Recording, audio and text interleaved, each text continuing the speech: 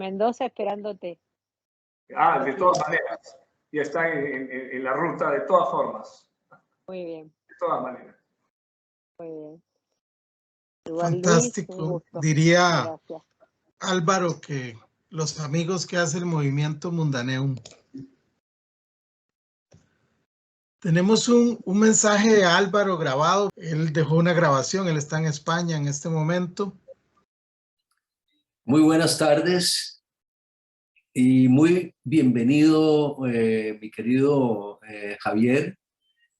Es un gran honor que hayas aceptado nuestra invitación a dar una charla sobre tu obra, sobre tu pensamiento crítico y tu experiencia, que son todas valiosísimas. Agradezco realmente mucho que hayas aceptado esto.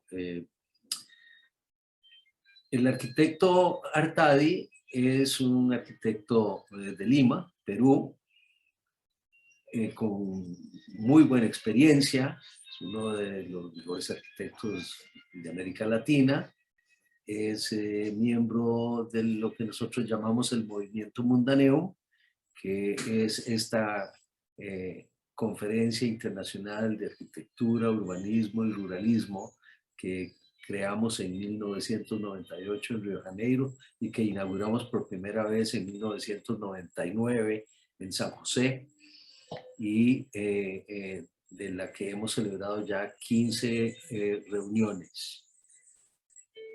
Javier ha participado en varias de estas. No voy a leer un currículum de él. Ustedes van a darse cuenta de la calidad de persona, de la calidad de ser humano, de la calidad de pensador y de la calidad de arquitecto que es, cuando lo oigan y cuando vean lo que nos va a presentar. Javier, yo estoy en Barcelona enseñando un taller a estudiantes de Lituania y no estaré presente, a menos que me levante a las 2 de la mañana para poder oír tu charla. Pero yo sé que mi amigo y colega y compañero de labores aquí en la Escuela de Arquitectura de la UIA va a grabar esto y va a pasármelas. Va a pasarme las charlas 2, esta tuya, y de hoy en una semana de Gerardo Caballero, para poder yo disfrutarlas cuando sea de día aquí en Barcelona. Bueno, un abrazo y les deseo a todos los que estén viendo esta conferencia, y de manera muy particular a mis estudiantes del curso de Teoría de la Arquitectura 3, que pongan mucha atención, van a aprender muchísimo y luego vamos a conversar sobre todo esto. Un gran abrazo, Javier. Cuídate mucho. Nuestro amigo Álvaro Rojas quería saludar a Javier y hacer una pequeña presentación. Voy a iniciar ahora de parte de la Universidad Internacional de las Américas, la Escuela de Arquitectura. Para nosotros es un gran placer tener a Javier Artadi, gracias al arquitecto Álvaro Rojas, que es uno de nuestros profesores, nos hizo el contacto. Yo creo que los que conocen la obra de Javier saben la clase de arquitecto que es, y los que conocen a Javier saben la clase de persona además que es también. Una pequeña extracto nada más para que hagan un poco para que entiendan un poco quién es nuestro invitado el día de hoy. Javier Artadi es el director de Artadi Arquitectos. Es uno de los arquitectos más destacados de Perú y como decía Álvaro en su nota, probablemente de América Latina. Su trabajo aparece periódicamente en las mejores revistas de arquitectura y libros sobre arquitectura contemporánea. Se graduó de arquitecto de la Facultad de Arquitectura y Urbanismo de la Universidad Ricardo Palma. Abre su propio estudio privado un año después. Artadi Arquitectos, con el cual ha obtenido premios y distinciones en diversos concursos y bienales de arquitectura. Es docente de arquitectura, entre otras escuelas ha estado en la Universidad Peruana de Ciencias Aplicadas. Fue uno de los arquitectos que representó a Perú en la Bienal de Arquitectura de Venecia en el 2012 y una serie de premios y reconocimientos y publicaciones en las más importantes revistas. Javier, de verdad es un gusto para nosotros contar con vos aquí y te cedo la palabra.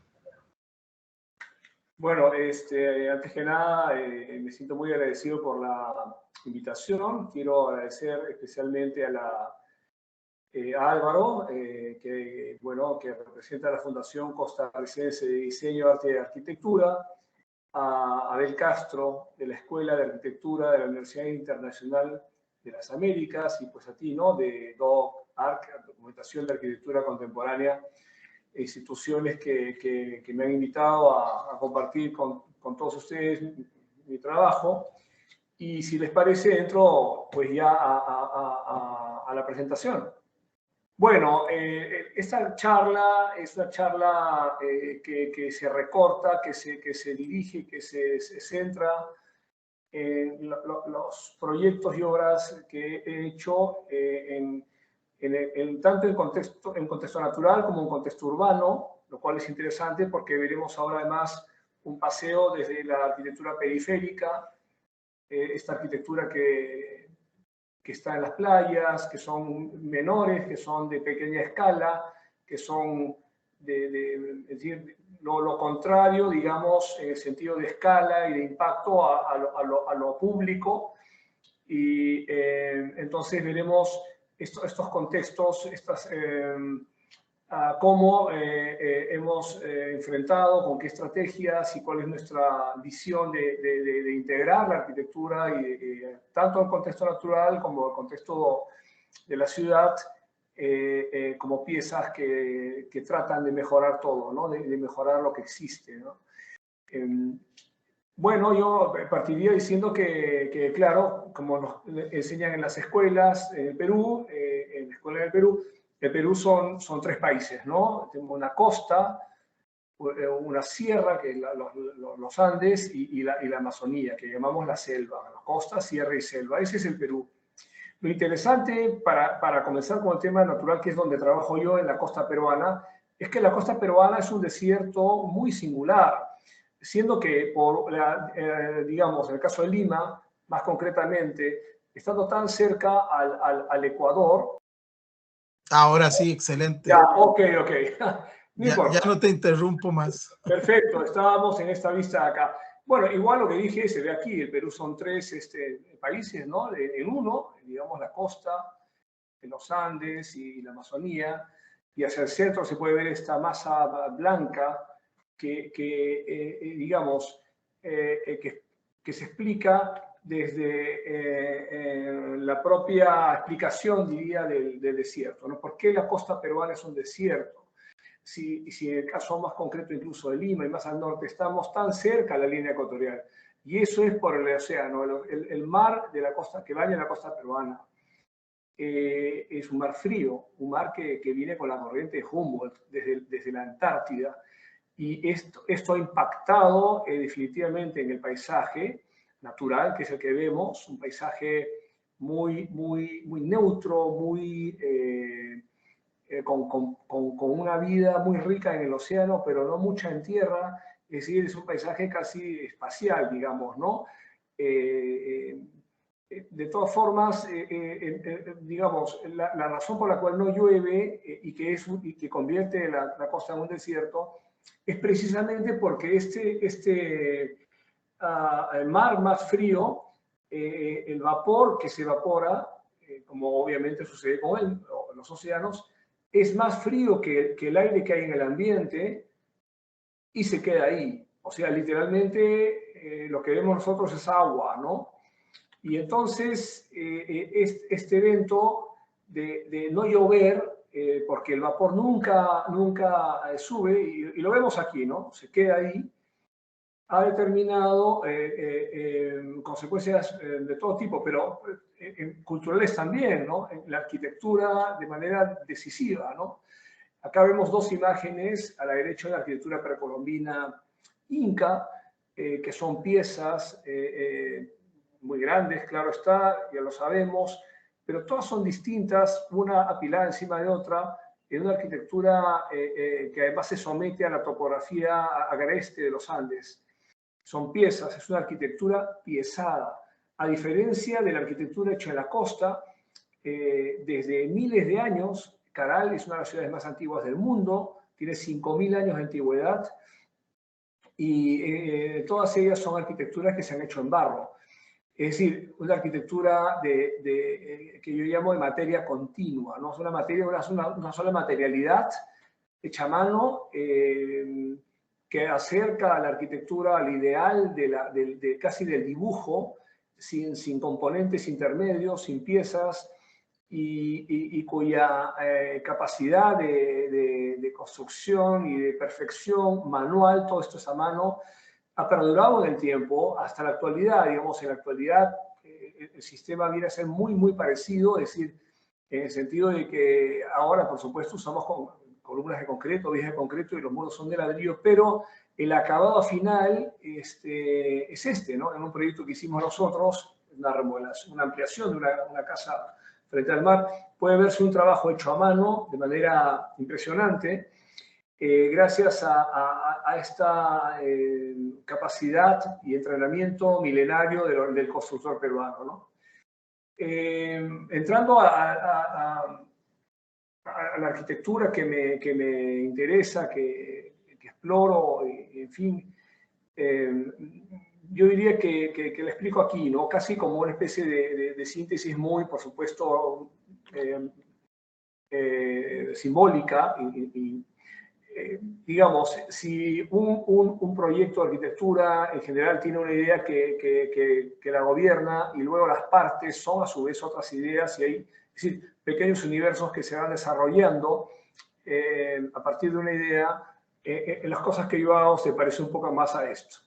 Es decir, mi esfuerzo está en trabajar una idea central, principal, y el resto, digamos, no es sino el desarrollo de esa idea primaria, ¿no? Lo que, en otras palabras, trato de decir es que me interesa una arquitectura reductiva, una arquitectura con menos materia,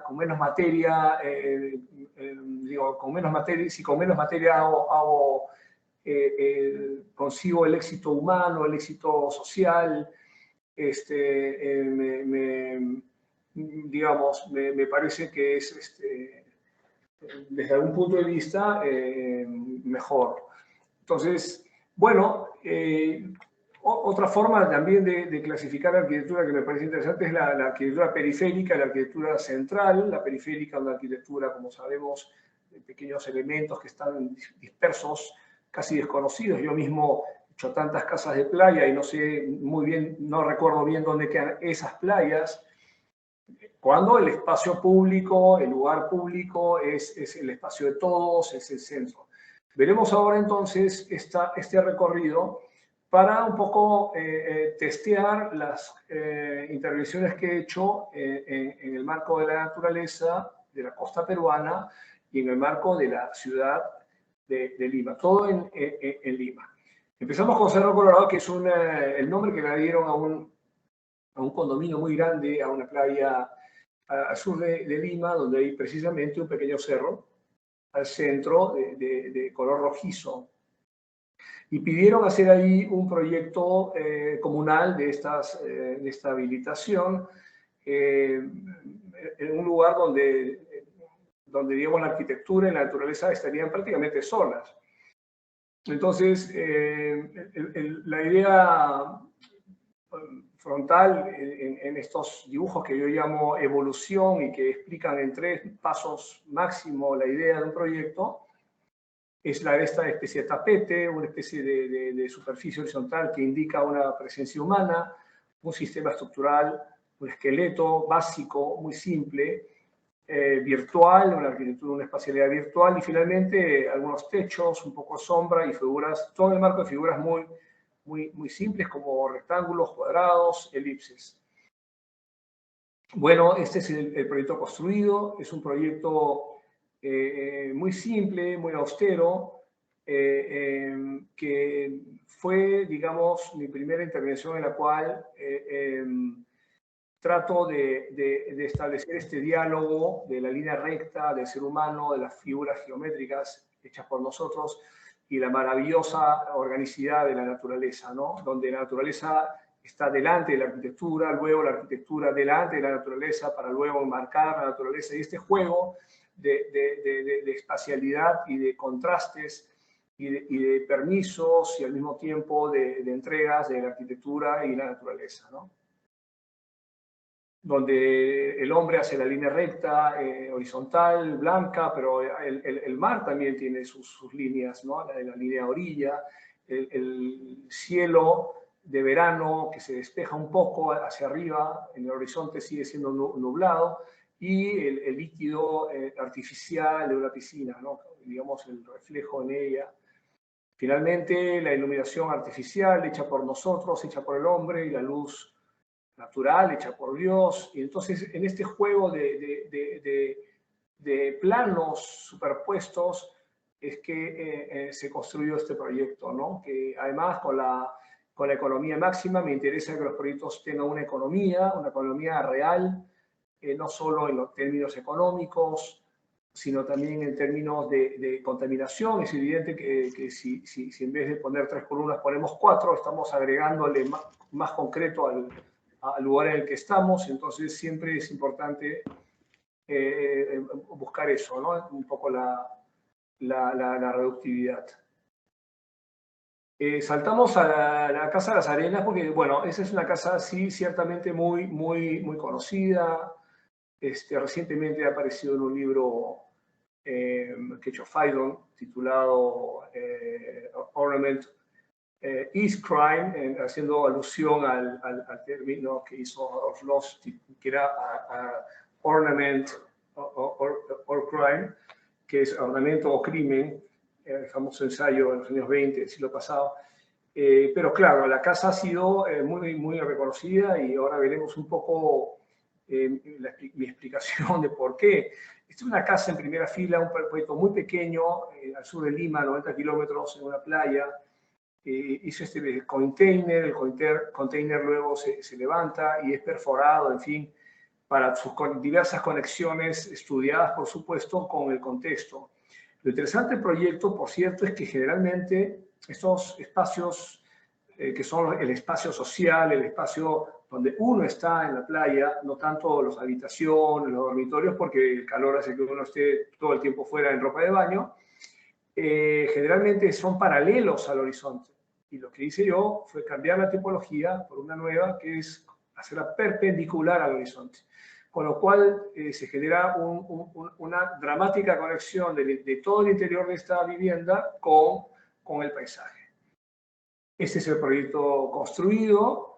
Me gusta testear siempre la evolución, lo que llamamos la evolución, que son estas como maquetas en 3 tiempos, con el proyecto construido en el momento de elaborar los planos de obra, de manera de que se ajusten mucho a estos conceptos originales. Es divertido comentar que muchas personas y, en fin, algunos críticos me han dicho me han preguntado si estos proyectos están construidos, siendo que son fotos de obras, lo que significa que entre un proyecto, entre la construcción y entre la idea y la obra no hay casi nada, ¿no? Bueno, de todas formas, el proyecto es un proyecto muy emblemático, ha sido muy publicada. Esta casa aparece en libros permanentemente, en carátulas de libros, lo cual ya me llama más la atención, porque la casa se diseñó en el año 2004, pero al mismo tiempo es una evidencia, es la evidencia de cómo se construye en la costa del Perú, el sistema de columnas de concreto, los tabiques son todos de ladrillo, y luego la mano de obra del tarrajeo. El tarrajeo, que es esta capa, los americanos le llaman plaster. El plaster, esta capa de cemento que como se queda claro y evidente en esta construcción, lo hacen de manera perfecta. Bueno, el proyecto a su vez tiene, por supuesto, una L, una letra L que rodea este volumen esbelto, donde están ya las habitaciones, en fin, y son volúmenes más pesados. Y nuestra caja que flota al atardecer, el hecho de que la materia también sea una materialidad muy, muy simple, un cristal transparente, otro cristal translúcido, nada más. Y en ese juego de transparencias y translucidez, si se vale el término, la privacidad o no del proyecto. Y acá esta foto que revela esta conexión desde la habitación principal que está al fondo, casi una especie de telescopio que se va desarrollando hacia el horizonte.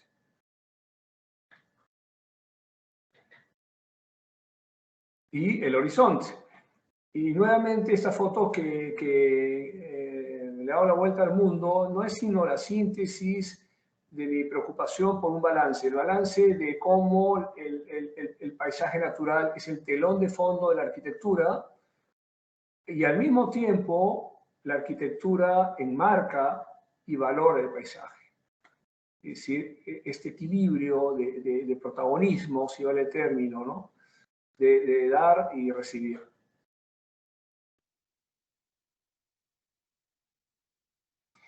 La casa que hicimos en Paracas, que se ha hecho, es la última que hemos hecho cerca del mar, no está al borde del mar, pero está, digamos, a unos 500 metros, muy, muy cerca, en una especie de condominio cerrado.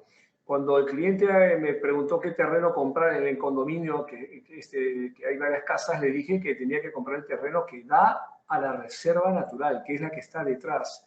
Es decir, olvidémonos del mar, atrás está la reserva, que es el desierto, y eso es lo que hace la casa. La casa, digamos, es un volumen muy simple sobre el cual aparece otro volumen que parece haber sido desplazado ex profeso para poder generar sombra y una terraza.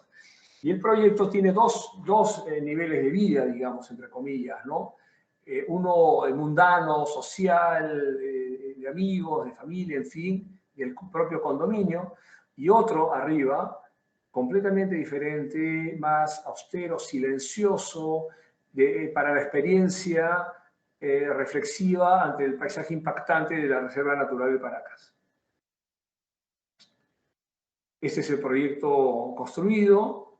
Vemos como acá pues hay jardines, hay la terraza, hay una pequeña piscina, y está el área social, hay unos cuartos de visitas y arriba está el cuarto principal y una habitación, un cuarto familiar, ¿no? De televisión, qué sé yo. Pero claro, se ha generado toda una terraza que bordea este cubo que flota arriba, ¿no? Entonces, ese es el proyecto visto de lado. Y ya en esta vista hacia el sur, hacia el lado del este, se encuentra el desierto, aunque también hacia el sur, por cierto, y hacia el otro lado del Océano Pacífico. Entonces ya arriba, cuando estamos ya en nuestro encuentro con el paisaje del desierto de Paracas, entonces ya la arquitectura es prácticamente nada, es un plano que nos dice lo importante que hay al fondo. En la habitación principal también hemos puesto una ventana que se abre por completo y enmarca definitivamente el paisaje.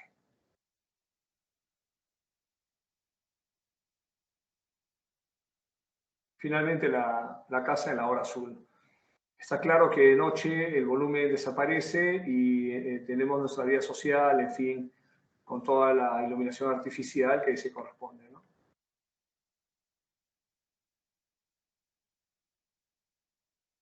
Punta Veleros es un caso interesante porque está en la costa peruana, pero está muy al norte. Justo en el límite donde la corriente Humboldt se desvía. Se desvía, entonces el agua ya es caliente, no es fría. Sin embargo, está tan cerca a ese desvío que gran parte del norte sigue siendo desierto. Siendo que cada 15 años, como sabemos, más o menos, se da el fenómeno del Niño y llueve.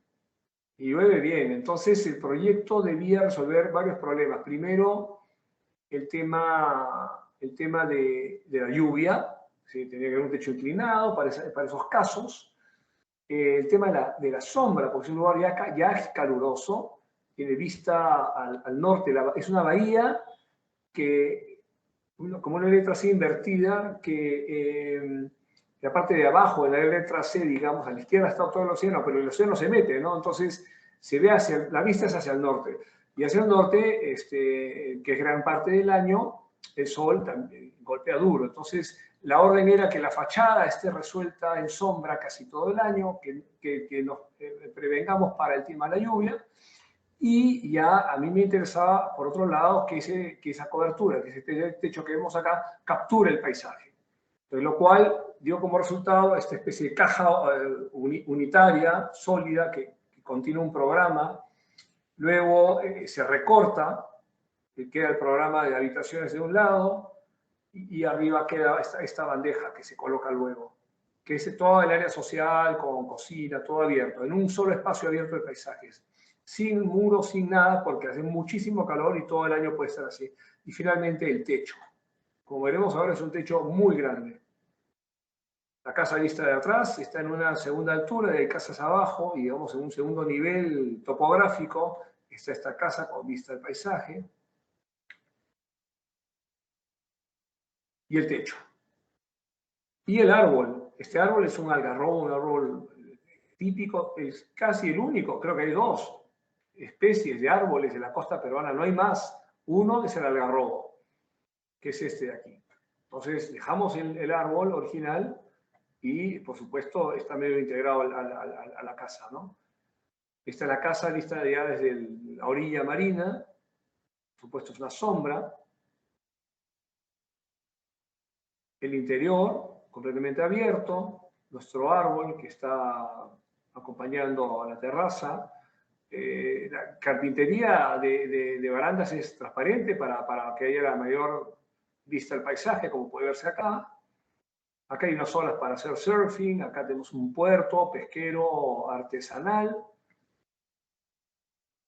Y la foto que más me gusta a mí porque explica el proyecto de la manera más simple, ¿no? Es decir, esta caja que tiene una bandeja que hace que flote y luego nuestro techo, ¿no? Nuestro gran techo.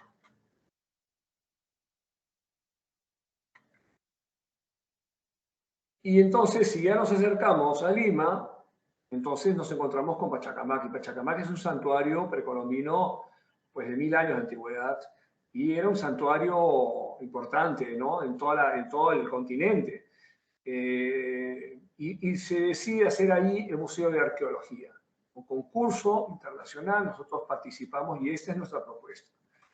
Ahora, en la perspectiva veremos mejor cómo se coloca en el terreno, pero decir que había una depresión en todo el terreno, en la parte baja, y aprovechamos eso para generar ahí una plaza. Hemos puesto un auditorio que pedían, lo hemos puesto aislado para que funcione independientemente. Restaurantes que pedían también funcionan de forma independiente y el ingreso al museo es por acá. El museo luego es una L, es una especie de boomerang, que son como unos brazos abiertos a todo el terreno que veremos ahora. Y finalmente tenemos esta especie de mochila, que es donde están todos los servicios, las áreas de restauración, en fin, todo lo que es administración, etc. Entonces, esta es la propuesta.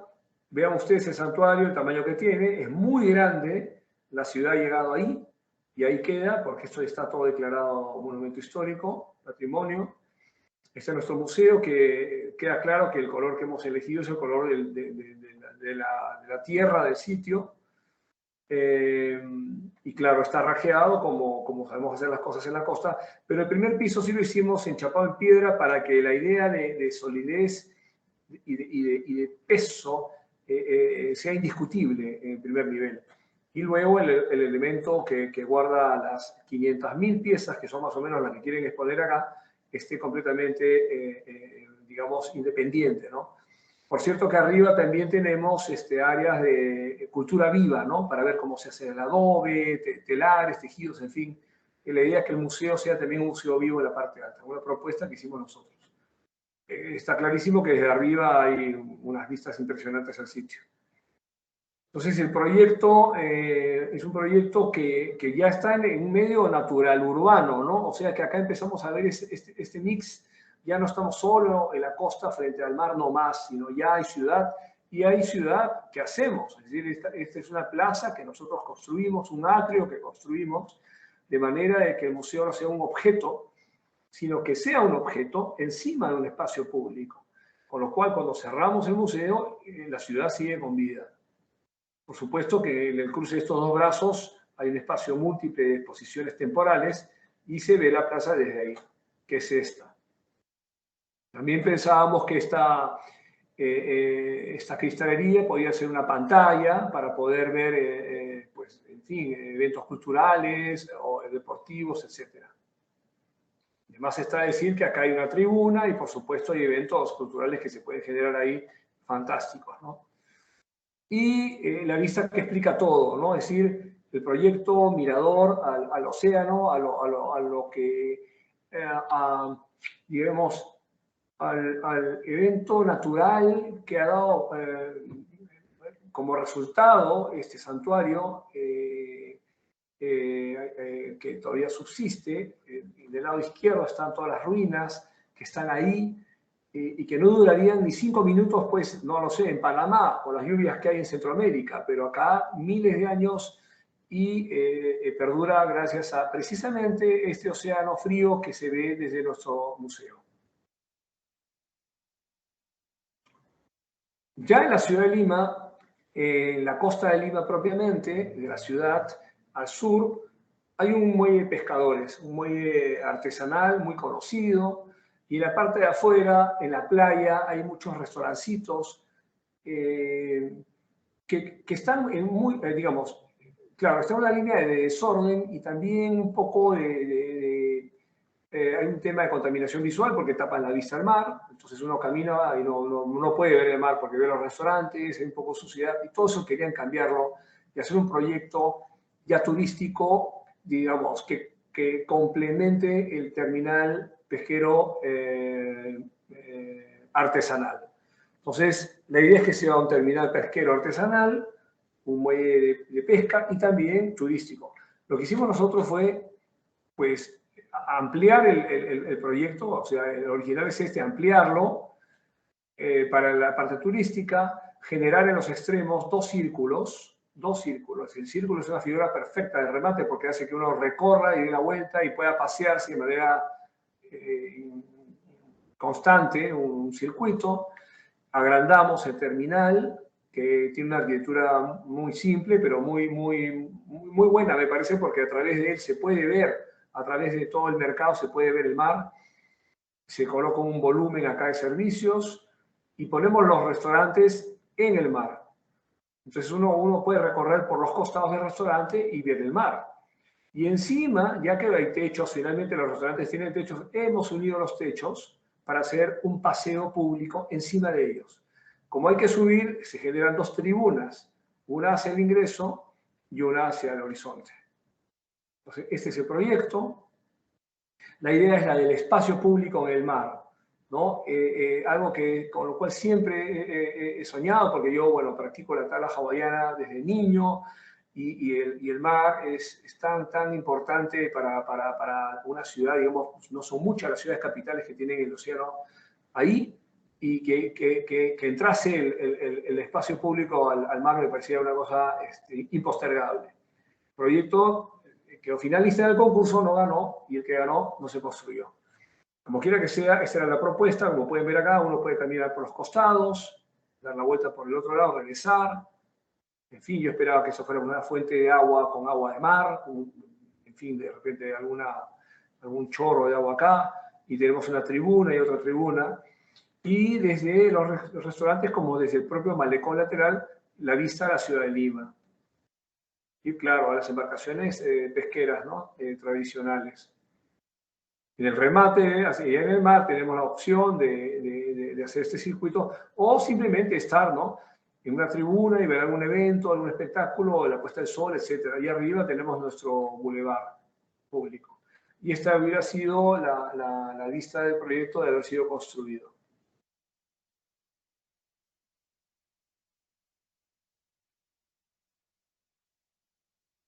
Precisamente arriba de este sitio, que vemos que hay edificios, un poquito más para acá, está este edificio, el edificio Oceanus.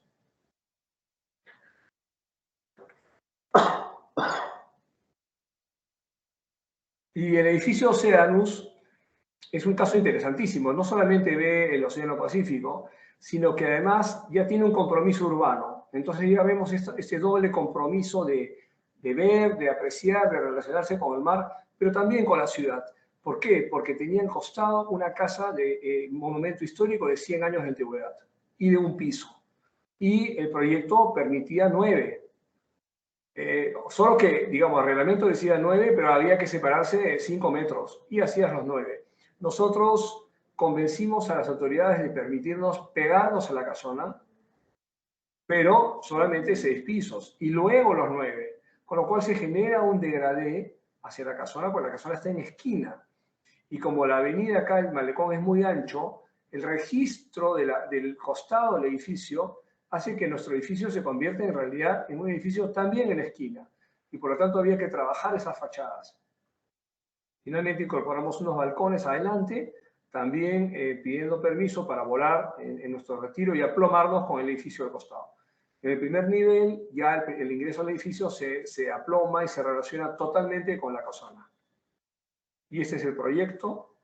Vemos la casa antigua acá a la derecha, la casa republicana, de estilo republicano, del año 1920 o tal vez 15. Y tenemos el edificio que tiene un primer escalonado, que es este de acá. Finalmente los balcones. Y por supuesto la fachada que está a plomo. Hemos escogido un mármol que también es amarillo, como el color de la casona. Este friso antiguo es esta viga. En fin, hay un montón de lecturas que hacen que el proyecto se relacione, ¿no? Como pueden ver acá también la materialidad, aparte de nuestro cemento, de nuestro tarrajero tan característico, también se usó mucho cristal. Esos cristales dan la vuelta, el ingreso al edificio. Y una foto que me gusta mucho porque explica lo que, digamos, me parece que deberían ser las cosas, ¿no? O sea, digamos que lo que uno hace en la ciudad es simplemente completarla, ¿no? Es decir, no al grito, no a la estridencia, sino proyectos que primero comprende el lugar para poder integrarse a él y dice quién soy. Pero en este diálogo de armonía, pues la lectura de tiempos diferentes, ¿no? Como acá, ¿no? Edificios separados 100 años y sin embargo están unificados en una sola lectura.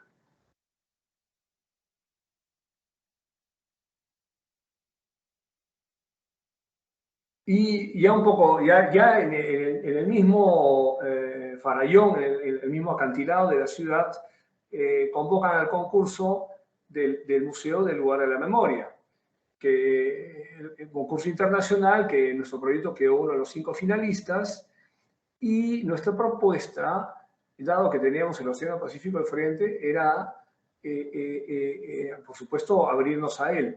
O sea, la propuesta acá lo que busca no es, digamos, a ver, el Museo de la Memoria es un museo básicamente de videos y de fotografías.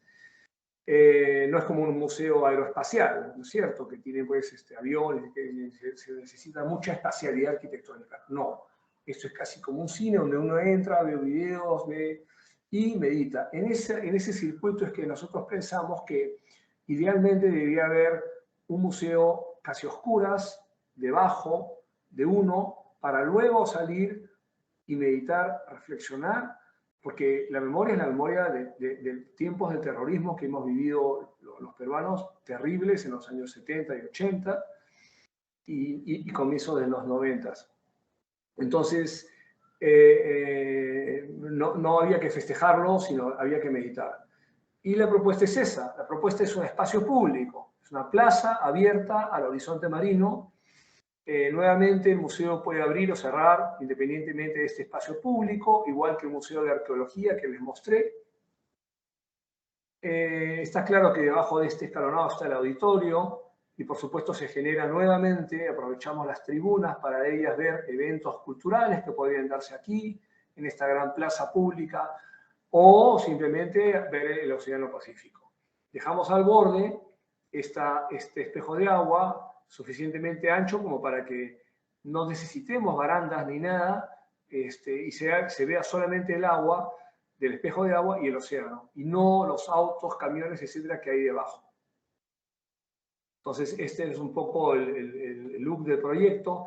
La materialidad no son sino estas piedritas que abundan en estas playas de acá, sobran. Todas esas piedritas las sacamos de las propias playas y enchapamos todo el proyecto con esas piedritas.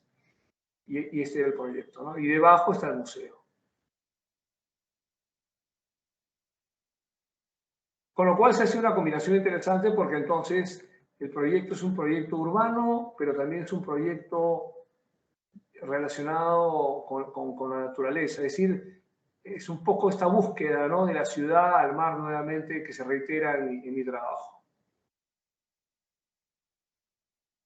Como en este proyecto, que también quedamos finalistas, exactamente un año después, prácticamente los mismos organizadores, prácticamente el mismo jurado, estuvo Kenneth Frampton, estuvo Francesco Dalcò, de la revista italiana Casabella, en fin, un jurado muy, muy importante internacional, y nuestra propuesta. Este proyecto se ubica en una de las bajadas naturales que luego se han convertido pues, en circuitos vehiculares para llegar de la parte alta de Lima a la parte baja.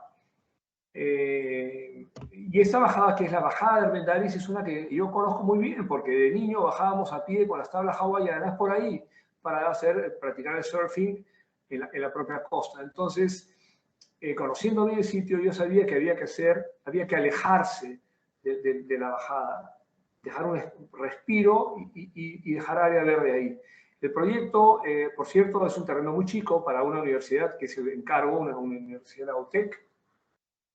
Son 2 barras, una barra se levanta para dejar pasar el jardín, se genera todo un espacio doble altura, galería para exhibiciones.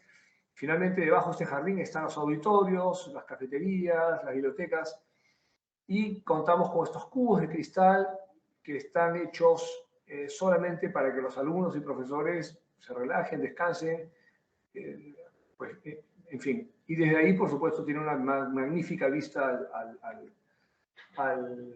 océano. Esta es la sección que explica toda la idea. Esta es la parte alta de la bajada, esta sección en la que se repite está la costa. Debajo tenemos las cafeterías y los auditorios. Tenemos estos cubos de cristal y cómo entra por aquí, digamos que el espacio verde termina en el cielo. Y ese es el proyecto. En este volumen están todas las aulas y laboratorios que tienen grandes mamparas de cristal que se abren y cierran, pero tenemos este elemento que controla el ingreso de luz y unifica la arquitectura de la universidad. La parte posterior, más bien, más discreta, y tiene igual, ofrecemos una tribuna a la ciudad, un atrio, un descanso al barrio, y es un ingreso muy discreto. Entonces, la vida en la universidad, ya tenemos estos parques, tenemos unas placitas, abajo están los patios que dan a los auditorios y nuestros cubos que flotan, que son estos ya en una vista del atardecer. Y aquí vemos ya el proyecto integrándose a la ciudad, aclarando que en la actualidad toda esta avenida de acá, de este lado, tiene edificios más altos que la propuesta que hacíamos. O sea, los edificios son ahora literalmente una pared acá, y todo esto se ha construido edificios. Y por supuesto, este borde también. Se ha urbanizado por completamente todo. Y bueno, lo curioso es que nuestra propuesta era la única propuesta que se retiraba y dejaba adelante verde. De hecho, el proyecto que ganó está construido al borde, inclinándose hacia la pista. Solamente acotar que no hay duda de que el edificio además señala nuevamente lo importante del lugar, el Océano Pacífico. Prácticamente un indicador de su presencia. Ya en la ciudad misma hicimos un edificio pequeño de oficinas, en el momento justo en el cual los edificios de oficinas que se hacían muchos en Lima, eran como una especie de juego de competencias de quién grita más, ¿no? Es decir, con estas luces de colores, sin materiales diferentes. Pero en nuestro caso es distinto porque hay un colegio al frente, hay un hotel al frente, hay casas, también hay casas que tienen comercio, hay una pequeña iglesia adventista al frente, y nos pareció que el proyecto debía más bien guardar silencio y decir lo que tenía que decir sin esta estridencia que se estaba multiplicando en tantos edificios, ¿no? En una especie de Dubái, digamos.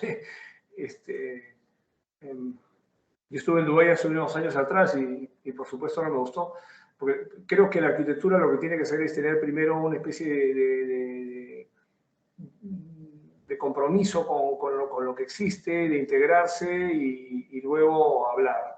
Entonces el proyecto no es sino una especie de cubo, es un cubo de cristal, que ahora veremos de qué color escogimos, tiene una especie de zócalo y está un poco alto sobre el nivel de la vereda, con lo cual se genera ahí toda una situación peatonal. Y es este. Literalmente es una caja de cristal negro. El cristal negro, como pueden ver acá, es una sombra de la ciudad y al mismo tiempo es la ciudad. Acá vemos incluso cómo están construyendo otro edificio. O sea, no vemos nuestro edificio tanto. Pero luego el impacto, ¿no? El primer piso está enchapado en cobre. ¿Por qué? Como pueden ver acá hay una ruina, la llamamos huaca, que son estas ruinas precolombinas, preincaicas, y los organizadores del concurso, que eran los mismos dueños del edificio, querían que el proyecto tuviese alguna lógica, algún recuerdo, remembranza de la arquitectura precolombina. Entonces usamos el cobre, porque el cobre es el material por excelencia de la orfebrería precolombina peruana, ¿no? Y fantástico porque el cobre entonces en verano esto brilla increíble y nuestro edificio no existe, ¿no? Existe, pero no tanto. Y claro, como es un cubo de cristal apoyado en este zócalo, bueno, el cubo de cristal es este, ¿no? Por abajo también es el mismo, ¿no? Entonces el cristal negro entra al hall, vemos que el cobre también entra, pero veamos cómo el cobre también ayuda a la multiplicación de las visuales de la ciudad, ¿no? Nos refleja esta iglesia, los árboles, y la foto que más me gusta, ¿no? Esta, ¿no? Donde solamente hay un detalle de luz, que es el cobre que hay acá, y luego que vemos los árboles tan importantes y valiosos de esta zona de San Isidro con Miraflores, tan característicos, y una sombra detrás de ellos. Ahora vamos al Mali. El Mali, que es el Museo de Arte de Lima, un edificio que se hizo precisamente para el centenario de la independencia del Perú. Está en el centro de Lima, para entender las coordenadas. Acá está el sur, acá está el norte, acá está el este y acá está el oeste. El museo tiene esta fachada al oeste, pero es mucho más grande, ¿no? Y acá tenemos este patio, que también se sigue hacia arriba. Bueno, el concurso demandaba, es un concurso internacional que pedían que la parte de abajo de esta área, que da a una avenida importante, esta es otra avenida muy importante, son dos avenidas muy importantes, pedían que de forma subterránea se desarrollen las salas de arte moderno, de arte contemporáneo, porque ya no había sitio en el museo original. Pero hay que decir que este museo es una pequeña pieza en un parque gigante, muy grande, un parque muy grande, llamado el Parque de la Exposición. La idea para nosotros fue que el Parque de la Exposición quede muy marcado su límite y luego hacer una plaza deliberadamente dura, seca, sin verde. Ya tenemos verde. Y esta plaza, convertirla con un par de gradas nada más en un atrio de eventos culturales. Finalmente estamos frente al arte, tenemos al arte al frente, al arte abajo y al arte encima. Y del otro lado las pistas con el tráfico, con el ruido, con la bulla urbana, hay mucho ruido urbano, visual también. Entonces se da todo un evento de máximo, ¿cómo se diría?, de máxima intensidad urbana. Luego tenemos esta pequeña caja de cristal, que es un cristal que se va esfumando hacia arriba, casi como el cielo de Lima, y que, bueno, por cierto, tiene el mismo ancho, como pueden ver acá, que el ancho del patio interior, ¿no? Del museo.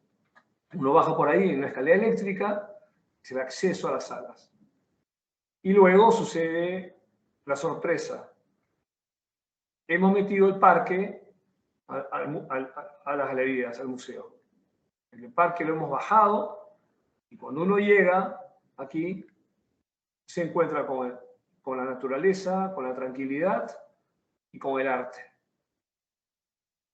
Sistema muy simple, uno va bajando por unas rampas, ese es un gran hall, hay exhibiciones, hay auditorios allá, y toma la primera línea de exposiciones que piden, luego hay una de doble altura para grandes formatos artísticos, uno sigue bajando, recorre todas las galerías y finalmente sube por estos laterales, ¿no? Que son estos de acá, donde están los ascensores y escaleras. Bueno, esta es nuestra rampa, conduce a las salas. Y aquí vemos la intención, ¿no? Esta intención de esta conexión entre lo antiguo, lo contemporáneo. Lo contemporáneo es una caja de cristal en la ciudad, nada más.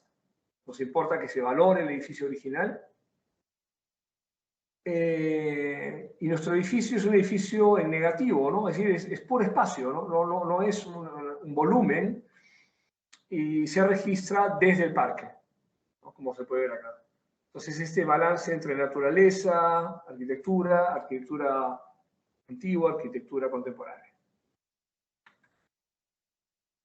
Y finalmente, el proyecto Bicentenario. El proyecto Bicentenario es un proyecto, una combinación de dos construcciones, ahora veremos, y una que existe y una que estamos por hacer. Acaba de obtener el premio mayor de la Bienal Internacional de Lima y creo que tiene mucho que ver también con la oportunidad, ¿no? Es un caso de manual muy, muy interesante y gracias a Dios he tenido la oportunidad de hacer un proyecto con esas condiciones, ¿no? ¿Cuáles son? Primero que esta es una avenida muy importante. Esta es una zona del centro de Lima, del centro histórico de Lima, que es una zona que tuvo mucha fuerza en los años 50, en los años 60, cuando entró el modernismo a Lima, y eran edificios importantes de altura en comparación con los coloniales. Pero entonces este edificio es preexistente, de 1940, un estilo neocolonial, rodeado de un terreno muy grande. Y los propietarios son los mismos. La misma entidad es dueña del edificio antiguo y del terreno lateral. Originalmente esta esquina pertenecía al edificio, luego independizaron, con lo cual son dos partidas, dos proyectos se tuvieron que presentar, porque son dos títulos de propiedad separados. Entonces la idea era y es, ¿no? Restaurar el edificio, remodelar el edificio y ampliar el edificio original. Y luego construir este conjunto, este complejo, bordeándolo.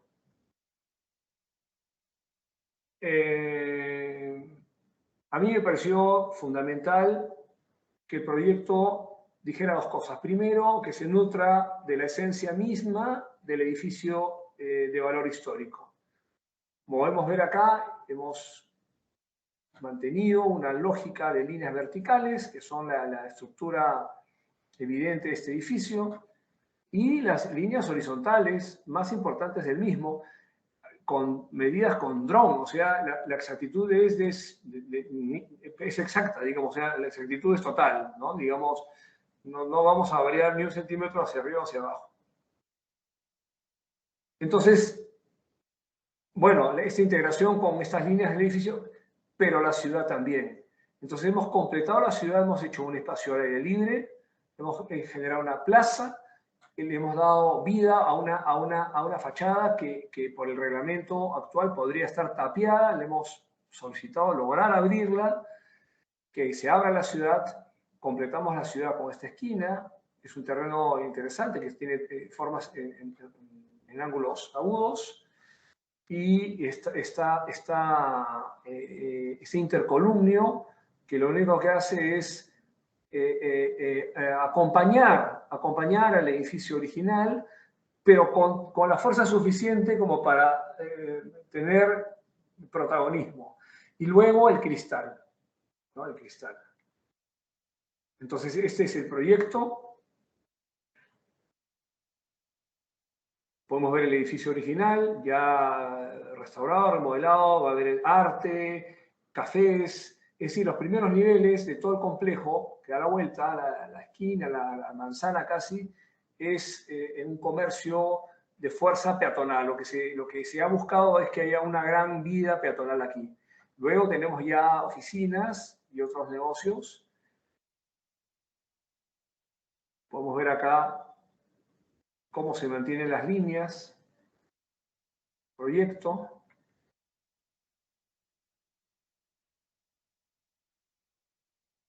La esquina.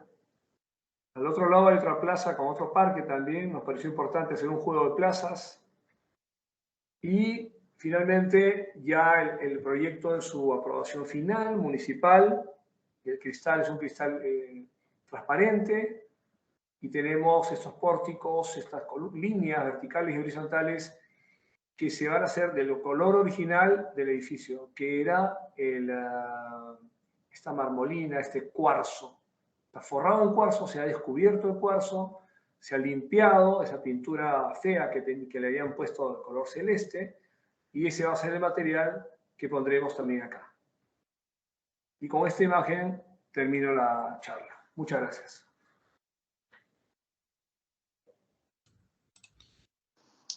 Muchas gracias, Javier. Si alguien tiene comentarios o preguntas, las puede hacer abriendo el micrófono o las puede escribir en el chat.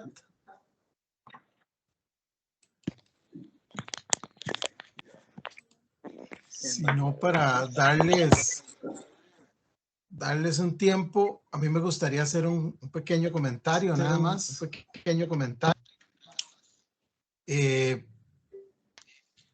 Siempre me ha parecido en realidad que tu obra es muy potente y es a la vez sintética. Y es que esa síntesis va más allá de la evidente síntesis formal, porque es además una síntesis de la tradición constructiva, todo esto del terrajeo y que vos explicaste muy bien, por ejemplo. Es también una síntesis del entendimiento del contexto, el lugar en el que estás, el paisaje, el clima, incluso de la cultura, de los diferentes lugares donde trabajas, ¿verdad? Si son urbanos, si son rurales, si son temas costeros. Creo que hay, bueno, creo no, evidentemente hay una simbiosis entre tu obra y el lugar que le permite integrarse. Y me atrevería a afirmar que todo se basa entre un diálogo del proyecto y la memoria del sitio, la memoria, digamos, entendida en la tradición teórica al estilo Aldo Rossi, ¿verdad? Y estos teóricos de cómo la memoria sirve para construir ciudad, etcétera. Fantástica presentación que además venía muy bien concatenada. Te agradezco mucho, Javier. Muchas gracias a ustedes. Hay una pregunta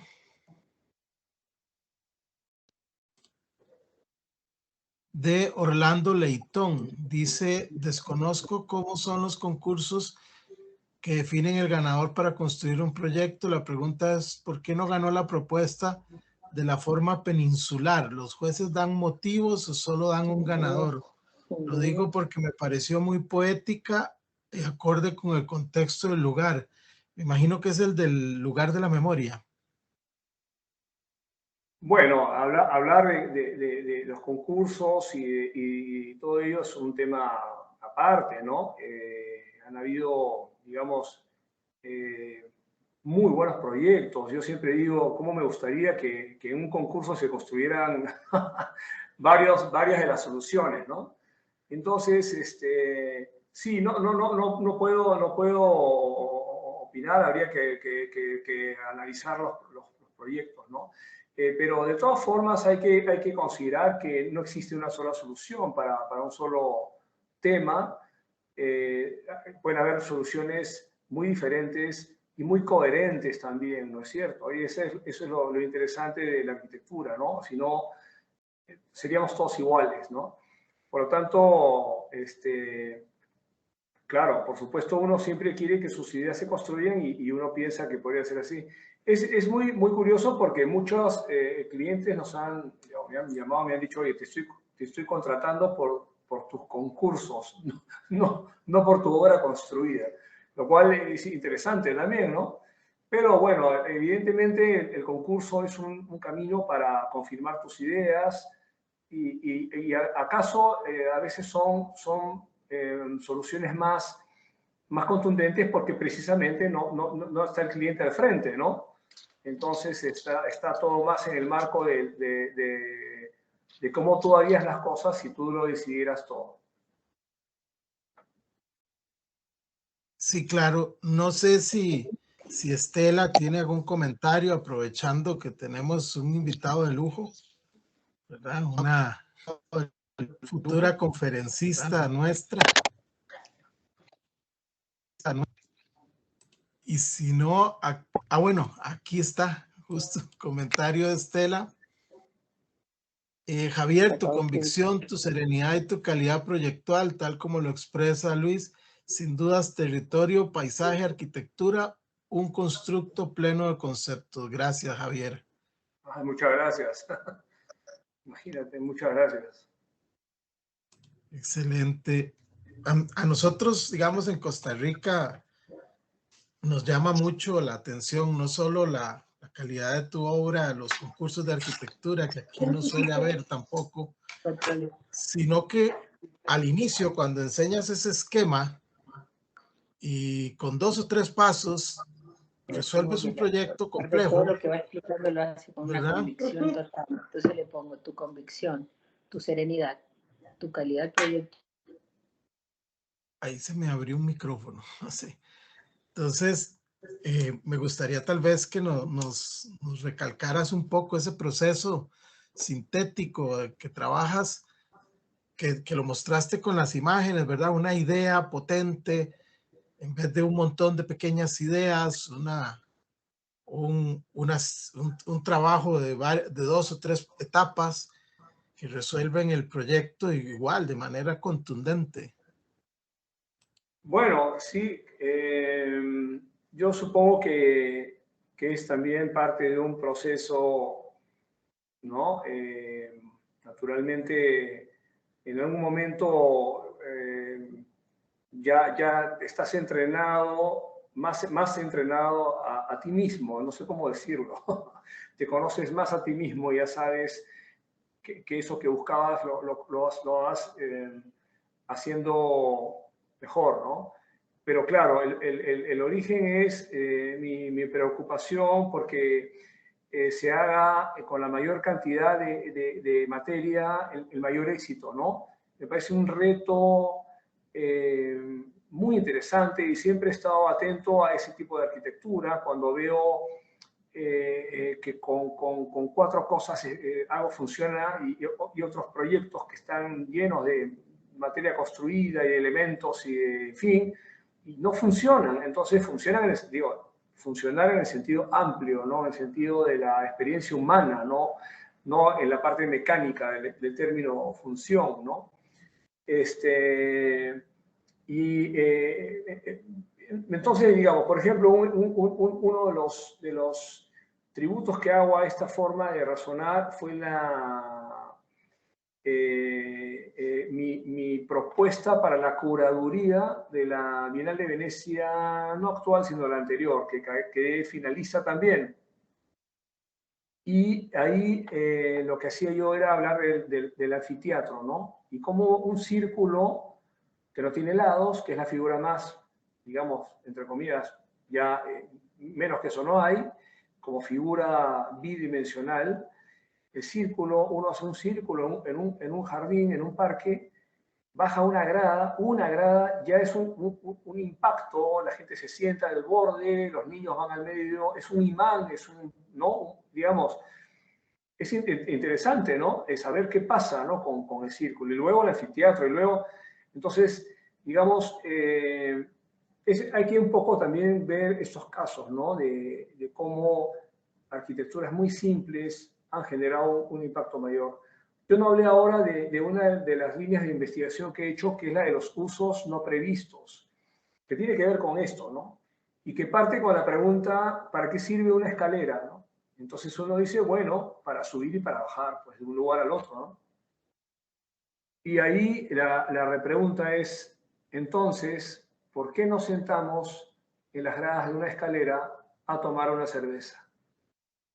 Y ya nadie puede responder. Siendo que lo hacemos. Entonces, esos usos no previstos son los que hacen la arquitectura en realidad. Porque la arquitectura no solamente es lo encajonado a una función. Entonces, esta investigación de los usos no previstos, que luego he desarrollado con mis alumnos, en fin, hemos clasificado los usos no previstos, te da una amplitud, digamos, una visión, un interés por entender cómo somos los humanos, cómo nos comportamos, por qué nos sentamos en el piso a veces no encima del auto, pues, digamos, toda esa no lógica, digamos, no esa lógica no, sino la no lógica del ser humano, conseguir eso, entender eso, con la menor cantidad de movimientos, a mí siempre me ha parecido el mayor reto, ¿no? Porque si tú haces una arquitectura minimalista, estética, que no me gusta a mí la estética en la arquitectura casi, usar el término, y de moda, por per se, me parece mal, ¿no? Eso me parece que no tiene un respaldo más allá de un modismo, ¿no? La verdadera arquitectura reductiva, esencial, es la que tú testeas y pruebas que sí funciona, que la gente sí está ahí. La casa que mostré, por ejemplo, en Las Arenas, es un manual de usos no previstos. Tiene una cama tamaño king en la terraza, nada menos, para que el dueño no tenga pretextos para echar la siesta después del almuerzo mirando el mar. Tiene un montón de elementos no comunes en una casa. En una casa, en la playa, uno no pone la cama, no pone ni una cama, ni un colchón digamos, adelante, ¿no? Eso va atrás, en tu cuarto. Y tiene un montón de elementos. La casa está levantada, la gente se sienta, la usa como un mueble. La casa de Las Arenas la usan como un mueble, la gente se... En fin, entonces, claro, el proyecto uno lo ve como un objeto muy abstracto, pero al mismo tiempo es una máquina de vida. Y yo creo que esa es la clave. Creo que la clave es esa, ¿no? Y bueno, es un entrenamiento. Siendo que, por cierto, esta forma de pensar y de hacer arquitectura es una, pero hay tantas, tan diferentes, bueno, que eso es lo que hace que sea interesante el mundo, ¿no? Sí, claro. Tenemos una mano levantada de Sergio Mora. No sé si quiere hacer la pregunta abriendo el micrófono. Sí, creo que más o menos me lo respondió con la última explicación, pero la pregunta que yo tenía era, basándose en una figura base cúbica o prismática, que la explota de diferentes maneras, entonces me hace preguntarme más, ¿qué vale más el contexto, dónde se va a colocar o dónde se va a hacer la estructura, o es el conocimiento y progresión materialística o visual de cómo se maneja esa misma figura? ¿Es el progreso, el conocimiento de manejar la forma o el contexto ayuda más? ¿Cuál es el soporte de quién o qué es lo más importante? Espero. Sí, bueno, a ver, mi tesis de bachiller, que cuando yo estudiaba, las tesis eran de bachiller, eran como una tesis de título, era una investigación, pero muy, muy fuerte. Fue el estudio de un espacio público en Barranco, que es uno de los distritos que dan al Océano Pacífico, y bulevar con varias cuadras, antiguo, ¿no? O sea, con casonas del siglo XIX, siglo XX, en fin. Y empecé a hacer el estudio ahí y luego no estuve muy tranquilo con lo que yo leía en el momento, a pesar de que en el momento la arquitectura posmoderna tenía toda una base de la ciudad y Rossi y todo, no explicaban cómo era que con tipologías diferentes, porque se suponía que la tipología, si uno mantenía una tipología en un lugar, no el lenguaje exacto, pero la tipología, ya había una especie de garantía de que el proyecto se integraba. Pero este era un caso raro porque todas eran no solamente estilos arquitectónicos diferentes, sino tipologías diferentes. Y luego terminé ya cambiando esto y lo convertí en un ensayo teórico de contextualismo, de arquitectura y contextualismo de la ciudad. Entonces, yo desde mi autoformación, desde entonces, pero creo que también mi experiencia de vida, de hacer surf en el mar, de hacer tala hawaiana, y ahí uno tiene una relación física literal, directa, ¿no? Te despiertas a las 5 de la mañana para entrar al mar, corres tabla en invierno, en verano, en fin. Hay toda una experiencia muy contundente. Y además los tablistas, estamos en el mar, pero no solo vemos el horizonte, ¿ah? Yo entro acá abajo con mi tabla y volteo y veo la ciudad, como no la ve nadie, desde el mar. Entonces, creo que he aprendido a valorar el contexto, ¿no? Y a tratar de ver los niveles de valor de ese contexto. Es evidente que el contexto no es estable y que hay lugares que tienen más valor que otros, está claro. En la misma ciudad hay contextos de un poder urbano y de una arquitectura en la cual uno tiene que tener un cuidado mayor, y otros en los cuales hay más flexibilidad, ¿no? Incluso libertad completa. Pero sí, yo creo que lo importante es eso, ¿no? Comprender el contexto y luego el contexto le da órdenes al proyecto. Pero por supuesto el proyecto no solamente es el contexto, el proyecto es el programa. Hay un montón de elementos que actúan para una solución arquitectónica, ¿no? No tengo que decir que también si son proyectos de inversión, también, o sea, en fin, hay un montón de factores que participan en la arquitectura. Es por eso que están, digamos, a diferencia de los objetos de diseño de odontología que usan los dentistas, que no hay un solo congreso para esos objetos, esas herramientas. Esa es la única forma que pueden ser, porque no se puede hacer nada más que eso, porque así son los dientes y en fin. En la arquitectura no, la arquitectura es abierto, ¿no? Es un libro abierto permanente, y por eso hay tantas conferencias de arquitectura, tantos conversatorios, porque no termina nunca, digamos, ¿no? Entonces, sí, yo diría que, claro, hoy he hablado un poco del tema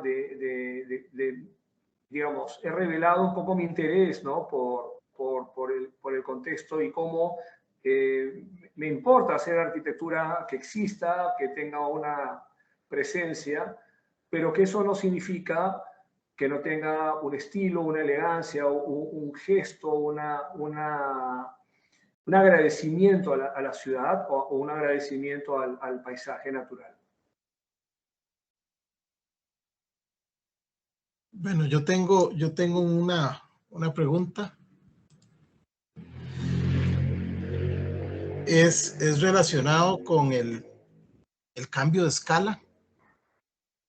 Vos mostraste casas que igual son grandes y de pronto edificios con, me imagino, programas muchísimo más complejos y más grandes, pero la respuesta formal o la respuesta final, ¿verdad? Del objeto, del proyecto, no varía. Sigue siendo una forma sólida o una que tiene que ver mucho con tu formación, con lo que hablábamos de la cultura, porque en Perú estas formas se vienen haciendo también hace rato, la arquitectura con menos elementos, ¿verdad? Lo que dirían economía de medios, lo que dirían los gringos, ¿verdad? ¿Cómo es entrar en ese esquema con proyectos evidentemente más complejos, estos museos, esta intervención del Museo de Arte de Lima, y seguir, digamos, de alguna manera con tu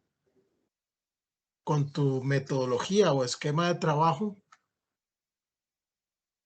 y lograr el resultado? Porque, bueno, sin decir nombres, pero suele pasar, y lo vemos constantemente en las revistas, hay arquitectos que son muy famosos por hacer casas, pero cuando hacen edificios no son tan relevantes, y los tuyos son incluso más potentes. A mí me gusta que está en Chorrillos, que está a la par de esta casona. Me parece un edificio muy potente que interviene la escala, la ciudad, el contexto, tiene de todo. Es un rico análisis que uno podría hacer, y es digamos, el mismo esquema que trabajas con proyectos con programas más simples. Entonces, tal vez por ahí, ¿cómo es que intervienes ese cambio de escala?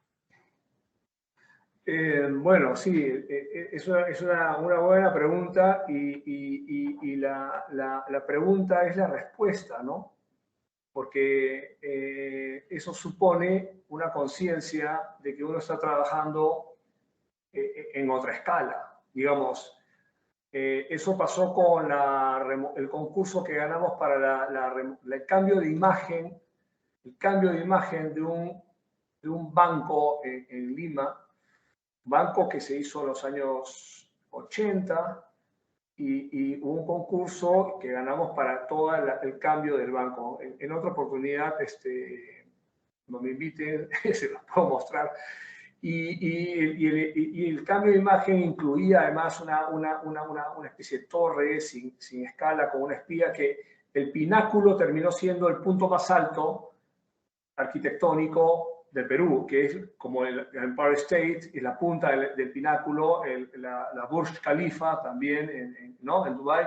En fin, el Chrysler Building también, igual acá. Entonces el proyecto, la punta era el edificio, y durante más o menos, no sé si 10 años, yo había hecho el edificio más alto del Perú, hasta que alguien se molestó y hizo uno un poco más alto. Pero lo que quería decir es que la conciencia de hacer un proyecto de un hito urbano, porque ese proyecto realmente es un hito ya en la ciudad, a escala urbana, de lectura urbana, hay un highway al costado, lectura desde muy lejos. Desde un comienzo yo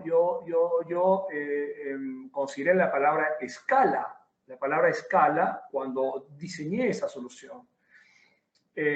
Con lo cual te haces las preguntas, ¿no?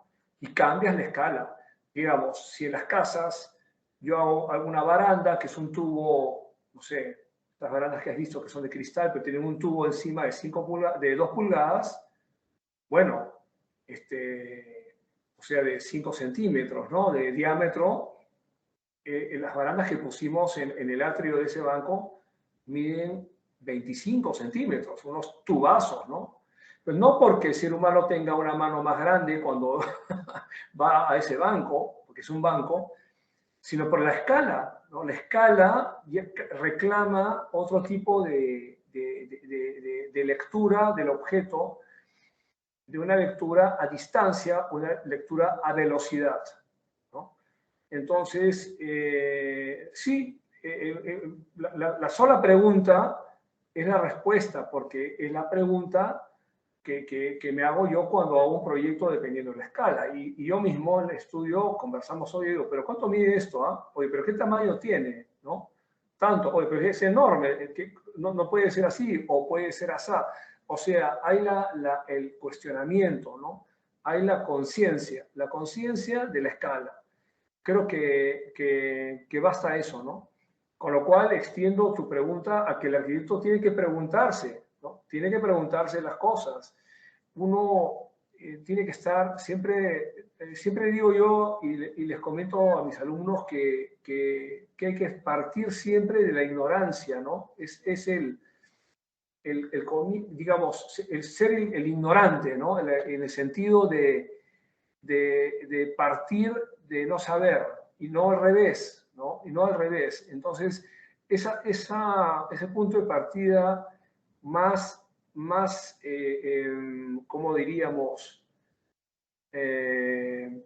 Menos pretencioso, me parece que es clave, porque supongo que algo más pretencioso hace que te ciegues y no te preguntes, porque crees que ya resolviste, que ya tienes respuestas.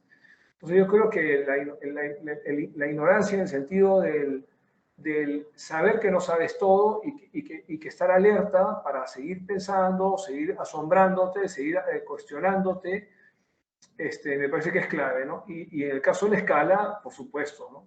De todas formas. Sí, claro, nos das una muy buena lección. El arquitecto con su posición crítica, ¿verdad? Ser crítico y ser autocrítico, importantísimo para ejercer la arquitectura.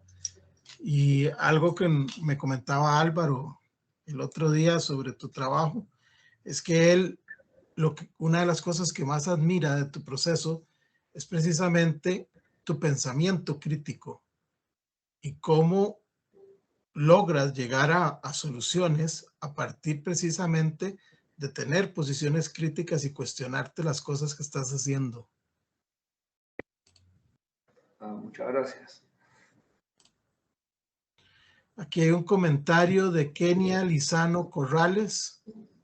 Dice, buenas noches, me parece muy acertado el construir espacios públicos en conjunto con edificios públicos, que parece ser algo lógico, sin embargo, no siempre se aplica esta solución de crear áreas de disfrute público como plazas o escalinatas que puedan ser utilizadas una vez que se detienen las actividades internas del edificio.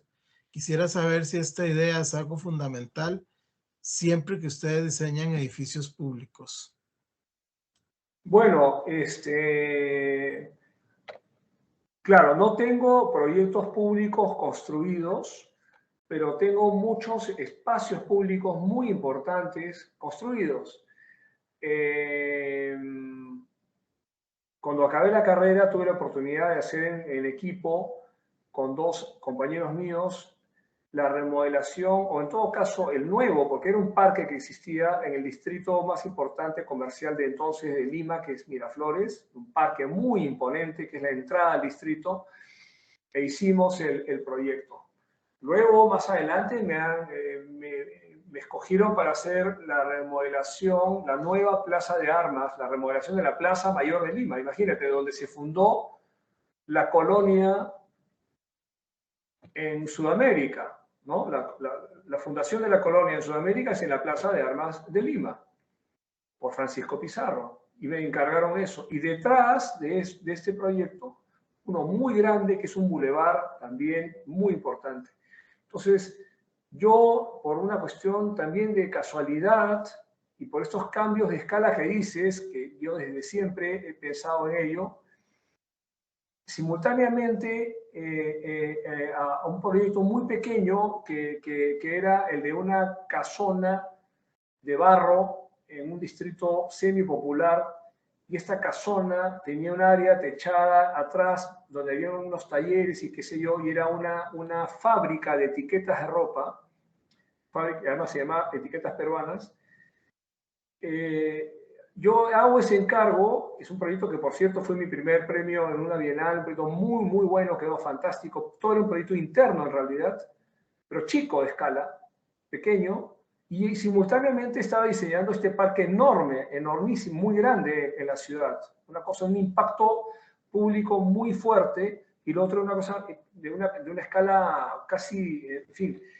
Entonces, he tenido esa experiencia del espacio público, y también algo que me parece importante que tuve fue la experiencia del peatón, porque, digamos, he caminado, Dios mío, ¿cuánto hemos caminado cuando éramos chicos? Caminábamos mucho, ¿no? La ciudad, muchísimo. Entonces, hay esta experiencia una ciudad muy caminada, y la experiencia de haber diseñado espacios importantísimos con un gran éxito social para la ciudad. Por eso es que yo sé que el espacio público le cambia la vida a la gente, definitivamente. O sea, un espacio como un anfiteatro, uno se va a su casa feliz después de un evento en un anfiteatro.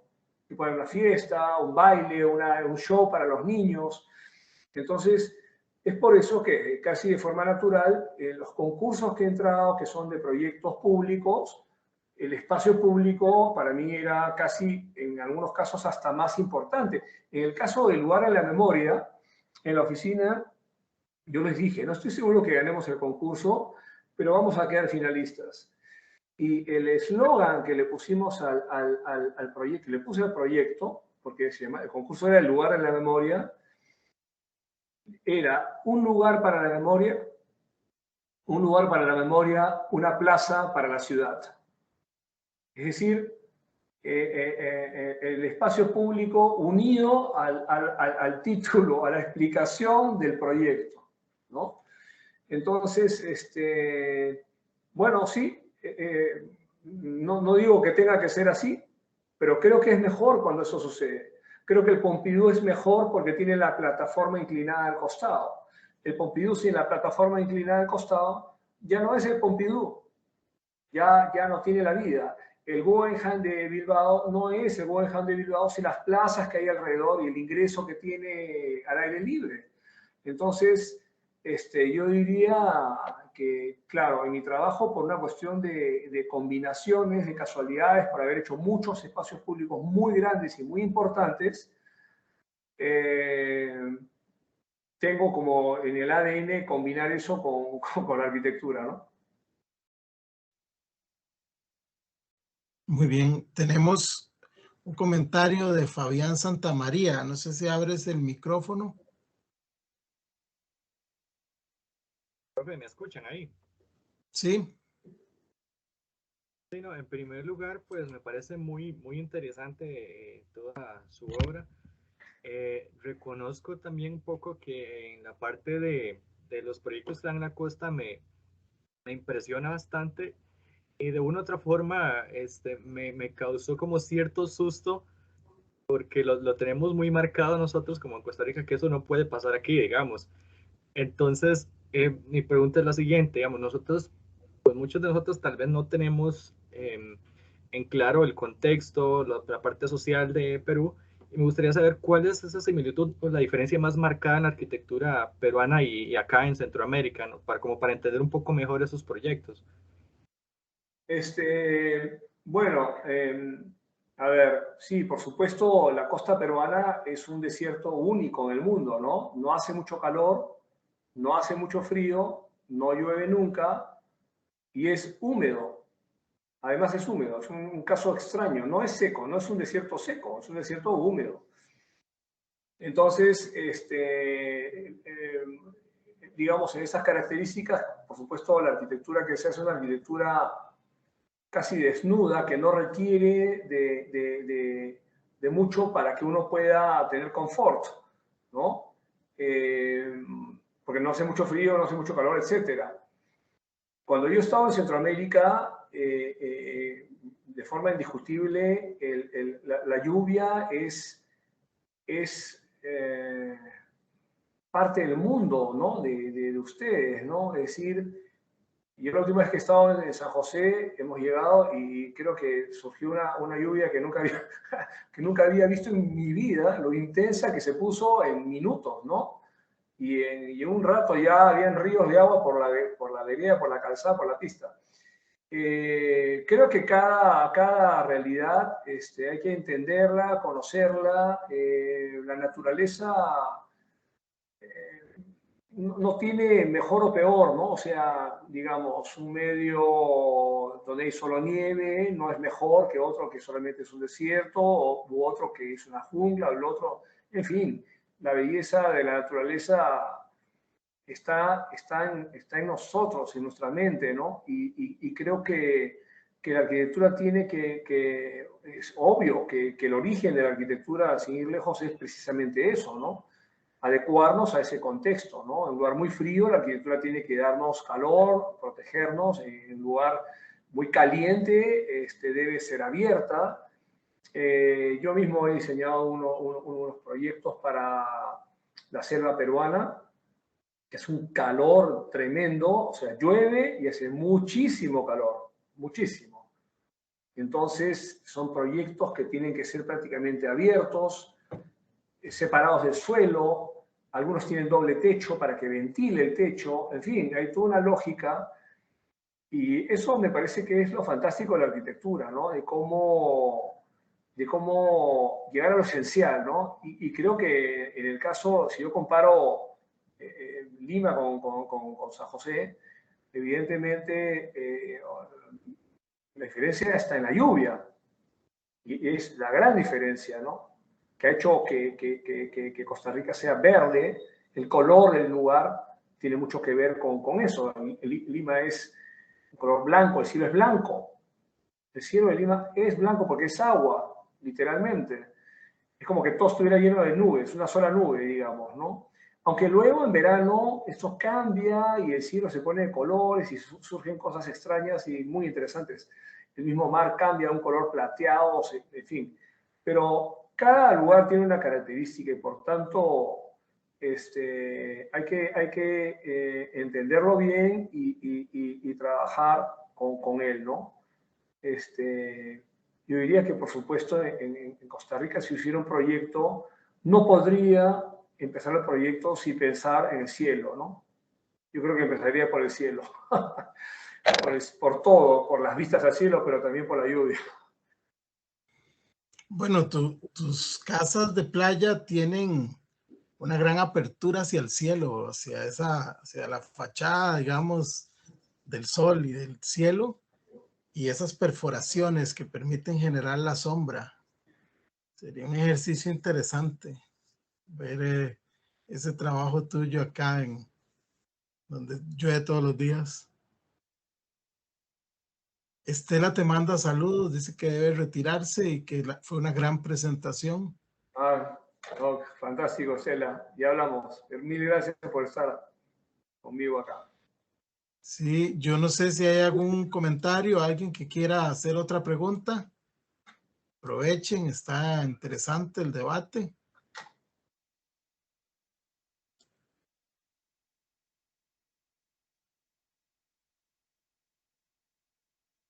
Parece que no, entonces yo diría que podemos dejarlo aquí. Javier, muchísimas gracias, de verdad. Siempre es un placer conversar contigo. Gracias, Luis Alberto. Espero verte en Lima en algún momento o tal vez que me vean allá. Me encantará regresar en algún momento al país tan lindo que tienen ustedes. Y ha sido un gusto enorme, así que cuenten conmigo para lo que quieran. Muchas gracias. Muchas gracias y ojalá de verdad te tengamos pronto por acá ya en un ambiente más normal y menos pandémico. Así es. Muchas gracias. Saludos a todos. Abrazo. Hasta luego. Buenas noches. Chao, chao.